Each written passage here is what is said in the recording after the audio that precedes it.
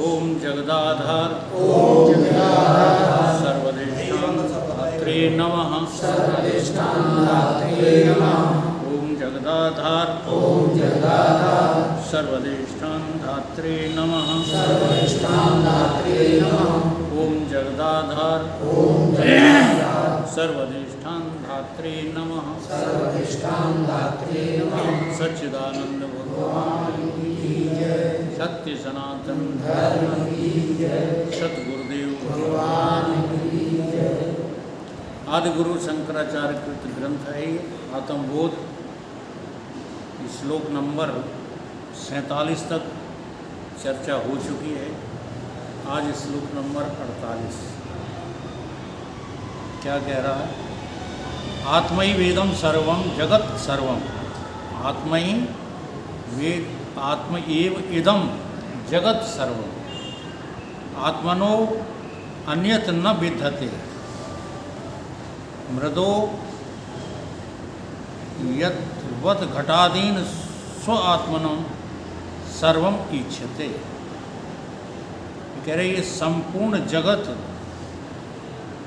जितना भी जो है ये ब्रह्मांड है ये सब आत्मा ही है। ये जो हमको पृथक पृथक लगता है कि जगत कुछ और है, परमात्मा कुछ और है, जीवात्मा कुछ और है, ये सब भ्रांति से लगता है। ये सब कुछ आत्मा ही है।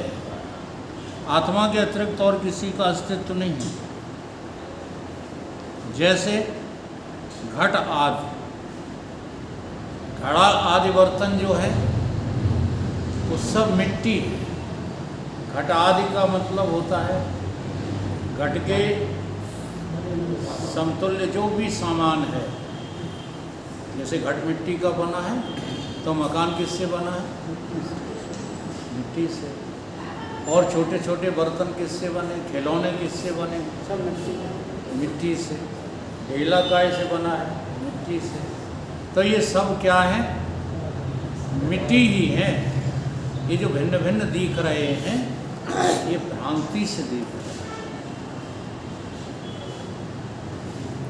स्वात्मन सर्वम इच्छते, अर्थात आत्मज्ञानी सब कुछ आत्मस्वरूप ही देखता है। उसको आत्मा के अलावा और कुछ दिखता ही नहीं है। उसी का नाम आत्मज्ञानी है। जो कुछ भी अपने से अन्यत्र दिख रहा है वो सब क्या है? आत्मा ही है। बोध के अनंतर संपूर्ण जगत। अब इसमें देखो बात क्या समझना है। ऐसा कब दिखेगा? जब तुम्हें ब्रह्म ज्ञान हो जाए। जब तक ब्रह्म ज्ञान नहीं है तब तक तुम कहते हो कि मुझे सब आत्मा दिखता है, तुम झूठ बोलते हो। ये झूठ हमको जो है अपने जीवन में नहीं लाना है। हमारा जो अनुभव है वही अनुभव अभी वास्तव में जो है सत्य है। अगर आपको परमात्मा और जीवात्मा दो भी अलग दिख रहे हैं तो भी अभी आप ब्रह्मज्ञानी नहीं हैं। बाकी और सब अगर अलग दिख रहा है, तुम अलग दिख रहे हो, तब तो सवाल ही नहीं है ब्रह्मज्ञान का। बहुत से लोग कह देते हैं हमको ज्ञान हो गया लेकिन व्यवहार तो करना ही पड़ेगा। इसका क्या अर्थ हुआ? आत्मा का ज्ञान तो हमको हो गया लेकिन अब इस जगत को क्या करें? यहाँ तो जीना ही पड़ेगा, यहाँ तो काम करना ही पड़ेगा। तो ऐसी बुद्धि वाले को क्या कहोगे? ब्रह्मज्ञानी कहोगे?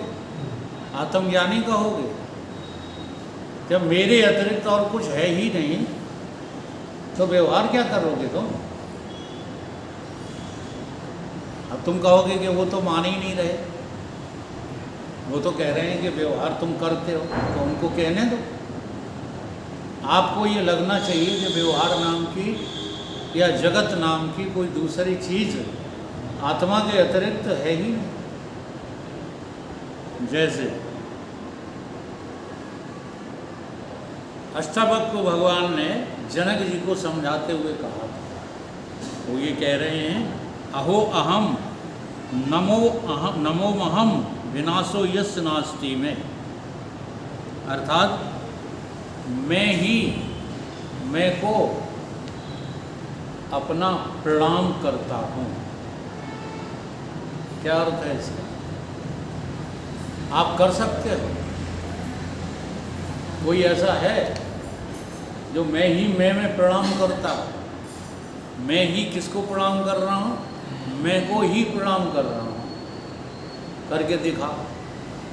अगर तुम जो है अपने ही पैर छुओगे, ठीक है, तो छूने वाला हाथ हुआ, छुलाने वाले पैर हुए, मैं कहाँ है?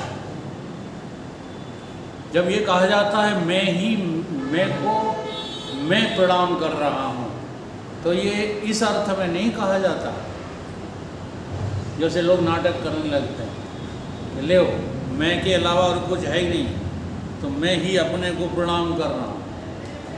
ये अर्थ नहीं है इसका।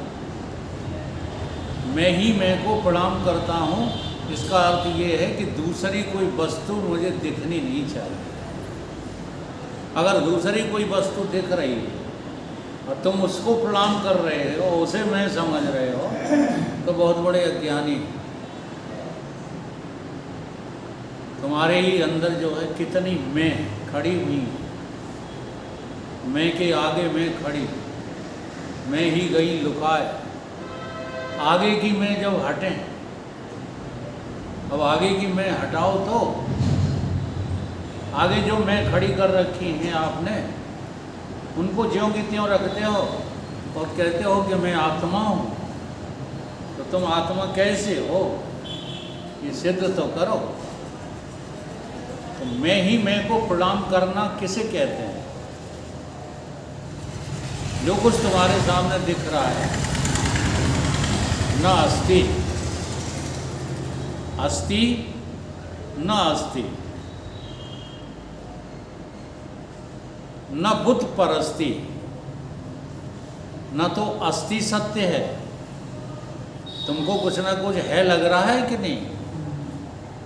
अब देखो, शिष्य अलग बैठा है तो उसे गुरु लग रहे हैं, तो अपने से अलग लग रहे हैं गुरु, कि अपनी ही में लग रहे हैं गुरु। प्रणाम जब भी होगा तब दूसरे को ही होगा। अपने को अपने द्वारा अपना प्रणाम, ये किस अर्थ में बात कही जाती है? ये ब्रह्मबोध के अर्थ में बात कही जाती है। जब तक आपको आत्मा का बोध नहीं है, तब तक आप अपने को, जैसे आपने अपनी मैं को देख लिया, जैसे सभी बर्तनों में आपने, सभी मकानों में आपने मिट्टी देख ली, ठीक है। अब जिस मकान ने मिट्टी देख ली है वो मकान कहेगा मैं अपने से अपने को प्रणाम करता हूँ। तो किसको प्रणाम कर रहा है वो मकान? मकान भी मिट्टी है कि नहीं है? और दूसरे बर्तन मिट्टी हैं कि नहीं है?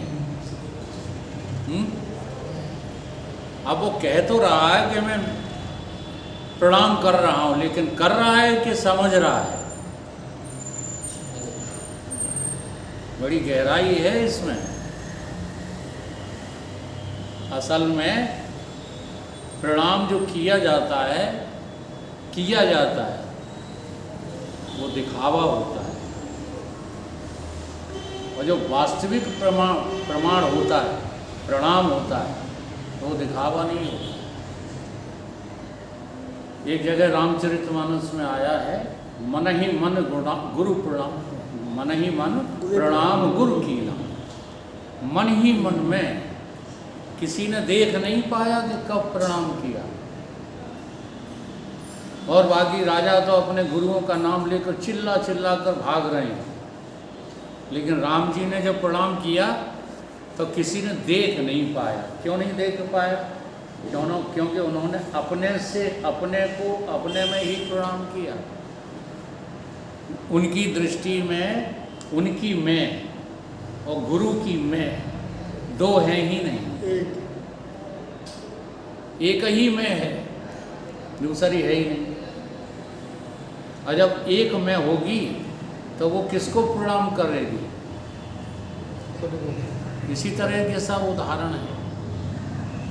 नामदेव ने पकाई रोटी, कुत्ते ने उठाई रोटी। अब नामदेव की जो है देखो क्रिया, देखो उस क्रिया को देख करके तुम्हें क्या लगेगा कि नामदेव कोई और है, कुत्ता कोई और है। पीछे घी का कटोरा लिए जा रहे हैं। अब पागल है कि नहीं है?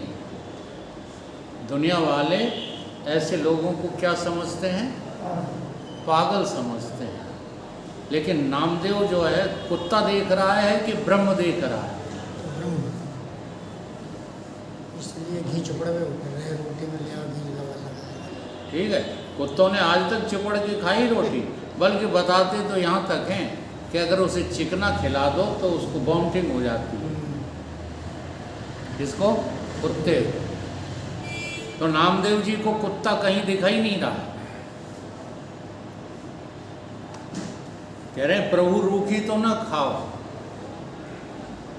थोड़ा घी तो लेते जाओ।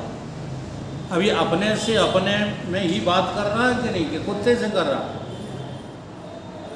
अपने में अपने से बात होती है, अपने से अपने को प्रणाम होता है, अपने से अपने में सारे व्यवहार होते हैं। कोई दूसरा है ही नहीं उसकी दृष्टि में, जिसको आत्मबोध हुआ है। इसलिए ज्ञानी से बढ़कर के कोई दूसरा भक्त नहीं है। 4 प्रकार के ज्ञान भगत होते हैं। आरत, अर्थार्थी, आरती, जिज्ञासु और ज्ञानी। भगवान कहते हैं ज्ञानी मुझे सर्वप्रिय है। तो क्यों कहते हैं ज्ञानी मुझे सर्वप्रिय है? क्योंकि वो तो कोई दूसरा देखता ही नहीं, वो किसी दूसरे की भक्ति करता ही नहीं, वो तो अपने आप में अपने को जो है देखता है। तो नामदेव जी कहते हैं कि तूने सूरत बना ली है स्वान की। तूने किसकी सूरत बना ली है? कुत्ते की। और मुझे ओढ़नी उड़ा दी इंसान की। जर्रे जर्रे में है झांकी भगवान की।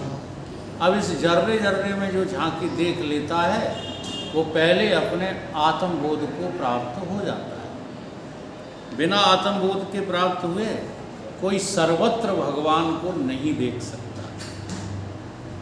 ये सर्वत्र देखने का जो नाटक करते रहते हो, इसमें तुम असफल हो जाते हो। क्योंकि यदि आप अपने को ब्रह्म नहीं देख रहे तो दूसरा तुम्हें ब्रह्म दिखेगा ही, दिख ही नहीं सकता। तुम देखते तो वही हो जो तुम्हें दिखता है, दूसरा कोई देख कैसे लोगे? अगर तुम अपने को जीव देख रहे हो तो दूसरा तुम्हें ईश्वर दिखेगा ही दिखेगा, आत्मा नहीं दिखेगा। क्या दिखेगा? अगर जीव हो तो सामने कौन दिखेगा? ईश्वर दिखेगा।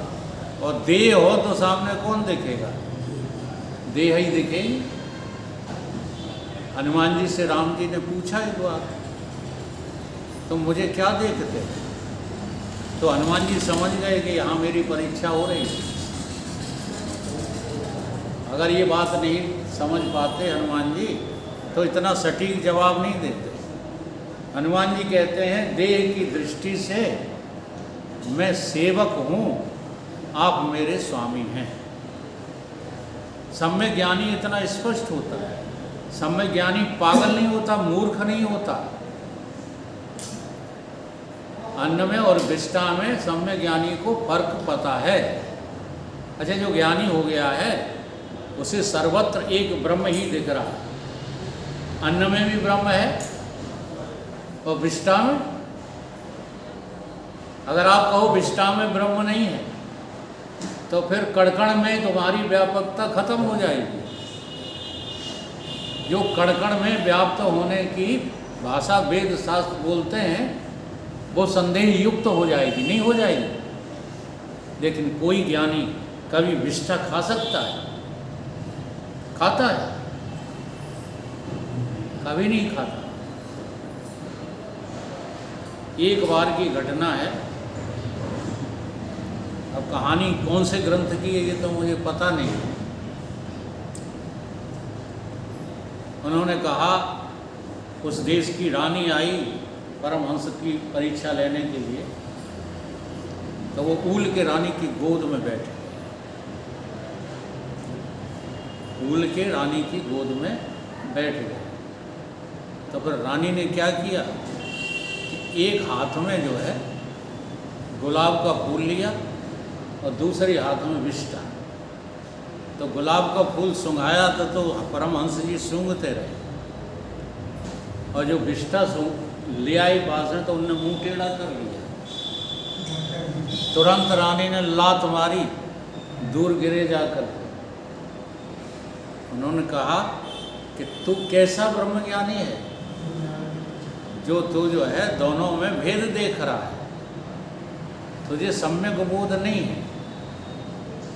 तो परमहंस जी ने कहा कि बोध तो मुझे सम्यक है, लेकिन रानी तेरी समझ को जो है हाँ क्या लग गया है, दीमक लग गई तेरी समझ।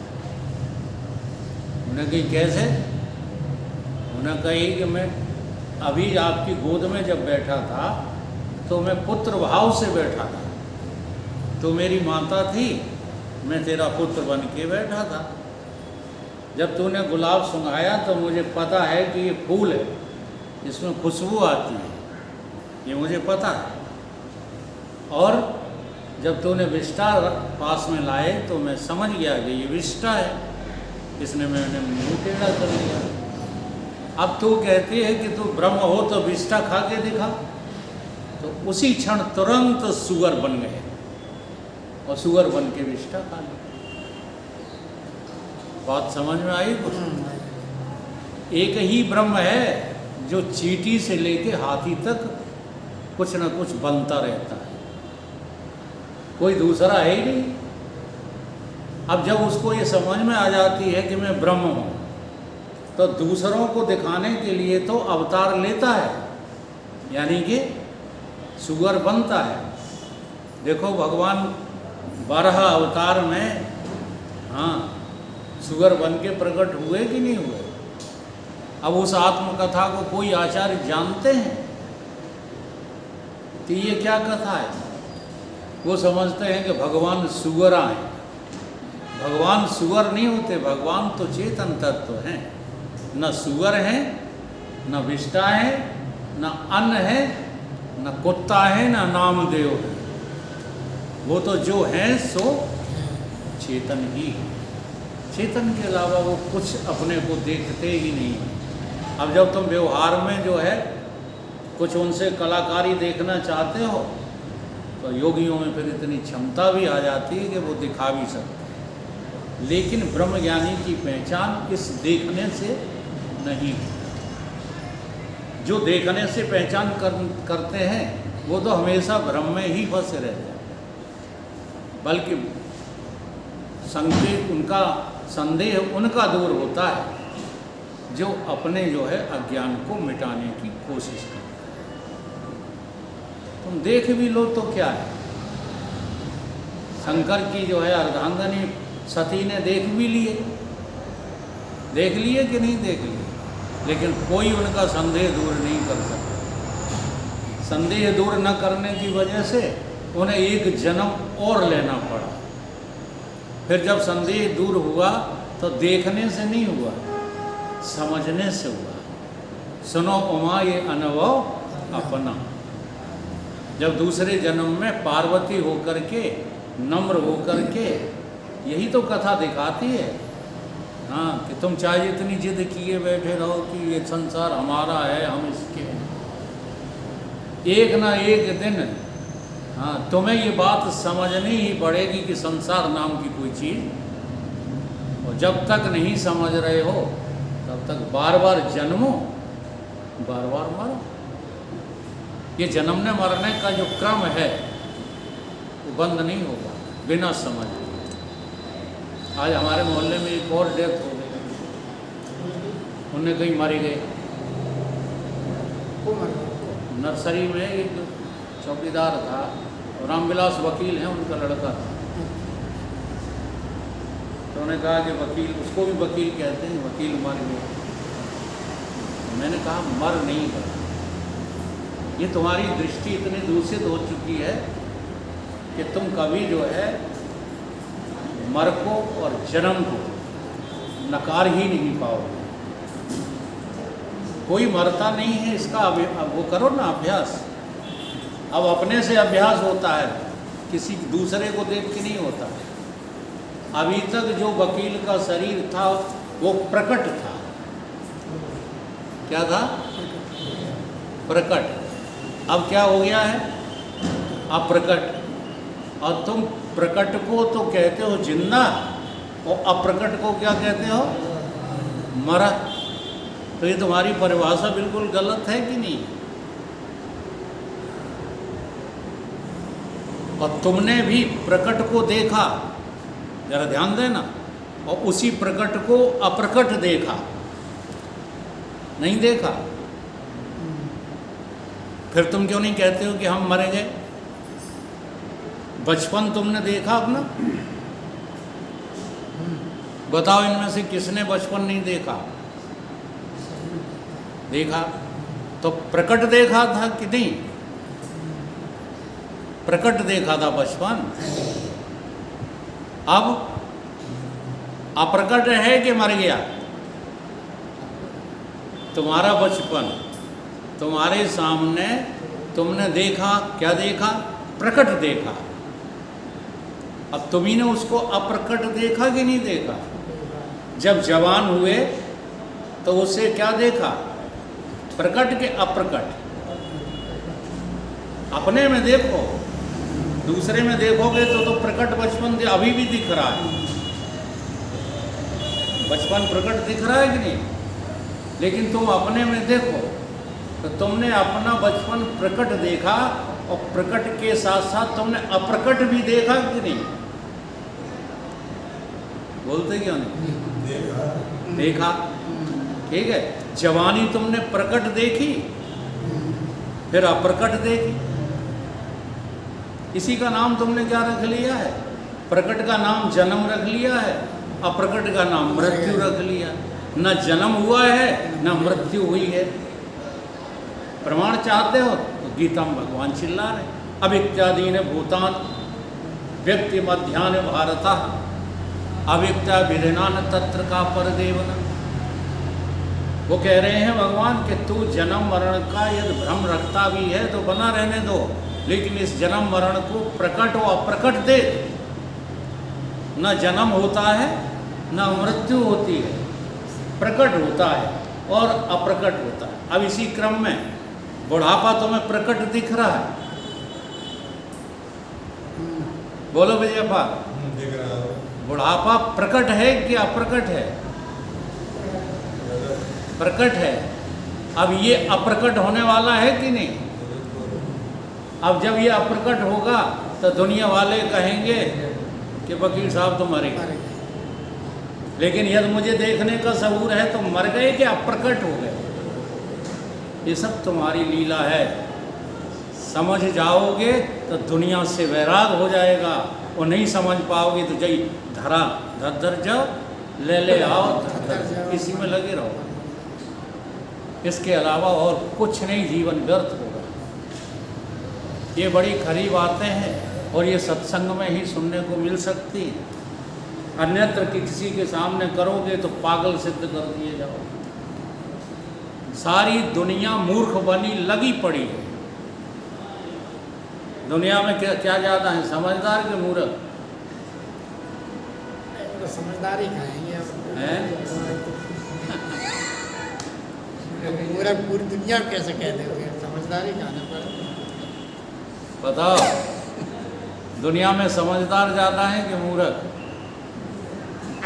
सुनीता जी बताएंगे। जो तो कह रहा हूँ मूर्ख ज़्यादा। वो देखो, बच्चा होता कह रहा मूर्ख ज़्यादा। इससे बड़ी मूर्खता और क्या होगी कि तुम प्रकट, तुम्हारे सामने है प्रकट भी और अप्रकट भी। वो हमेशा तुम्हारे सामने रहेगा। जैसे बचपन अब प्रकट हुआ, जवानी अब